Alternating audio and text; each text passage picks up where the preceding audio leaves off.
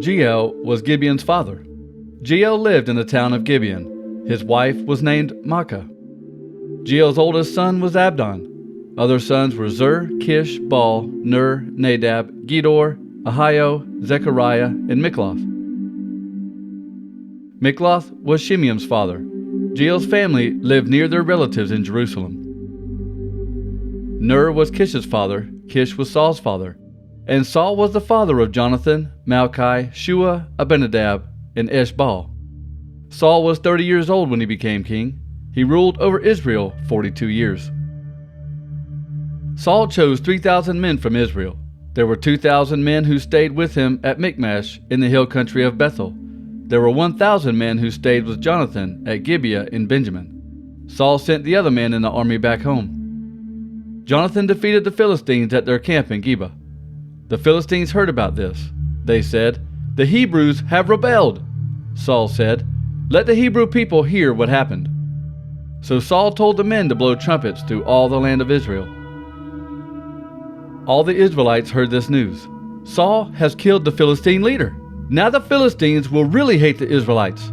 The Israelites were called in to join Saul at Gilgal. The Philistines gathered to fight Israel. The Philistines camped at Michmash, east of Bethaven. They had 3,000 chariots and 6,000 horse soldiers. There were so many Philistines that they were like sand on the seashore.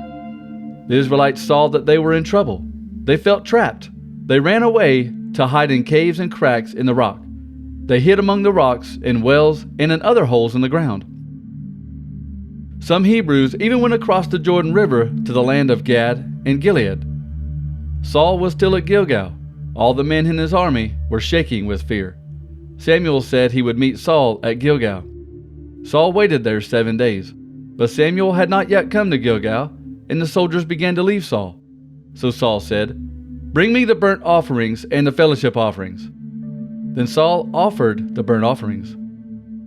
As soon as Saul finished offering the sacrifice, Samuel arrived. Saul went out to meet him.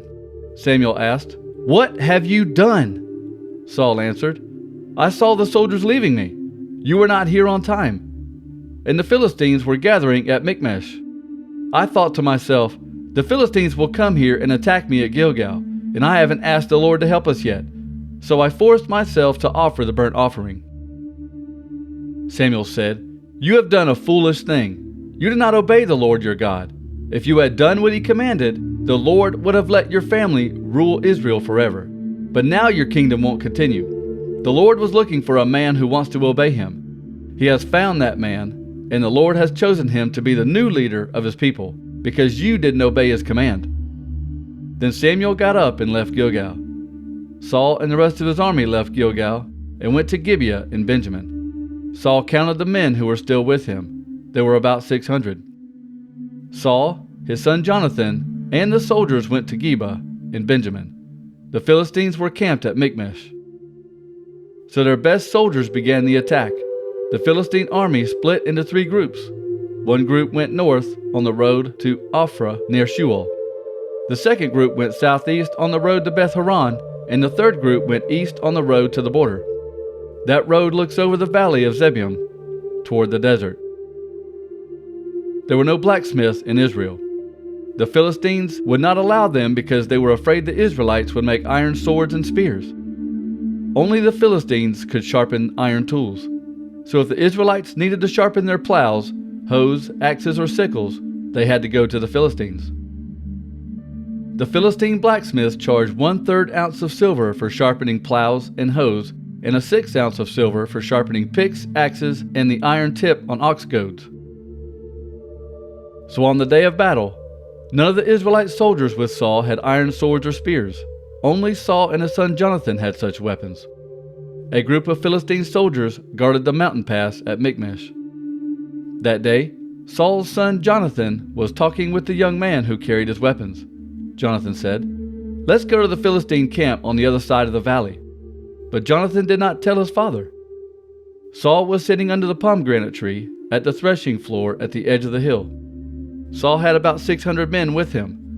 One of the men was named Ahijah. Ahijah was the son of Ichabod's brother Ahitub. Ahitub was the son of Phinehas. Phinehas was the son of Eli. Eli had been the Lord's priest at Shiloh. Now Ahijah was the priest who wore the ephod. These men did not know that Jonathan had left. Jonathan was planning to go through a pass to get to the Philistine camp. There was a large rock on each side of the pass. The large rock on one side was named Bozez. The large rock on the other side was named Sina. One of the rocks faced north toward Michmash, and the other faced south toward Geba. Jonathan said to his young helper who carried his weapons, "Come on, let's go to the camp of those foreigners. Maybe the Lord will use us to defeat them. Nothing can stop the Lord. It doesn't matter if we have many soldiers or just a few soldiers." The young man who carried Jonathan's weapons said to him, "Do what you think is best. Whatever you decide, I am with you all the way." Jonathan said, "Let's go! We'll cross the valley and go to the Philistine guards. We'll let them see us. If they say to us, 'Stay there until we come to you,' we will stay where we are. We won't go up to them. But if the Philistine men say, 'Come up here,' then we will climb up to them. That will be a sign from God. That will mean that the Lord will allow us to defeat them." So Jonathan and his helper let the Philistines see them. The Philistine guard said, "Look, the Hebrews are coming out of the holes they were hiding in." The Philistines in the fort shouted to Jonathan and his helper, "Come up here, we'll teach you a lesson." Jonathan said to his helper, "Follow me up the hill. The Lord is letting Israel defeat the Philistines." So Jonathan climbed up the hill with his hands and feet, and his helper was right behind him. Jonathan and his helper attacked them. In the first attack, they killed 20 Philistines in an area about 1/2 acre in size. Jonathan fought the men who attacked from the front. His helper came behind him and killed the men who were only wounded. Great fear spread among the Philistine soldiers, those in the field, in the camp, and at the fort. Even the bravest soldiers were afraid. The ground began to shake, and they were completely overcome with fear. Saul's guards at Gibeah in the land of Benjamin saw the Philistine soldiers running away in different ways. Saul said to the army with him, "Count the men. I want to know who left camp." They counted the men. Jonathan and his helper were gone. Saul said to Ahijah, "Bring God's holy box." At that time, God's holy box was there with the Israelites. Saul was talking to Ahijah, the priest, waiting for advice from God. But the noise and confusion in the Philistine camp was growing and growing. Saul was becoming impatient. Finally, he said to Ahijah the priest, "That's enough. Put your hand down and stop praying." Saul gathered his army together and went to the battle. The Philistine soldiers were very confused. They were even fighting each other with their swords. There were Hebrews who served the Philistines in the past and who stayed in the Philistine camp. But now these Hebrews joined the Israelites with Saul and Jonathan. All the Israelites who had hidden in the hill country of Ephraim heard the Philistine soldiers were running away. So these Israelites also joined in the battle and began chasing the Philistines. So the Lord saved the Israelites that day. The battle moved on past Beth-aven. The whole army was with Saul. He now had about 10,000 men. The battle spread to every city in the hill country of Ephraim. But Saul made a big mistake that day. He made this oath: "If any man eats food before evening comes, before I finish defeating my enemies, he will be under a curse." He made the soldiers promise not to eat, so none of them ate anything. Because of the fighting, the people went into some woods. Then they saw a honeycomb on the ground. The Israelites went up to the honeycomb, but they didn't eat any of it. They were afraid to break the promise. But Jonathan didn't know about the oath. He didn't hear his father make the soldiers promise not to eat. Jonathan had a stick in his hand, so he dipped the end of the stick into the honeycomb and pulled out some honey. He ate the honey and began to feel much better. One of the soldiers told Jonathan, "Your father forced the soldiers to make a special promise. He said that any man who eats today will be under a curse. So the men have not eaten anything. That's why they are weak." Jonathan said, "My father has brought a lot of trouble to the land. See how much better I feel after tasting just a little of this honey? It would have been much better for the men to eat the food that they took from their enemies today. We could have killed more Philistines." That day, the Israelites defeated the Philistines. They fought them all the way from Michmash to Aijalon. So the people were very tired and hungry. They had taken sheep, cattle, and calves from the Philistines. Now they were so hungry that they killed the animals on the ground and ate them, and the blood was still in the animals. Someone said to Saul, "Look, the men are sinning against the Lord. They're eating meat that still has blood in it." Saul said, "You have sinned. Roll a large stone over here now." Then Saul said, "Go to the men and tell them that each one must bring his bull and sheep to me. Then the men must kill their bulls and sheep here.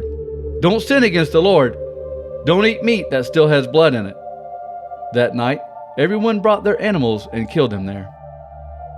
Then Saul built an altar for the Lord. Saul himself began building that altar for the Lord.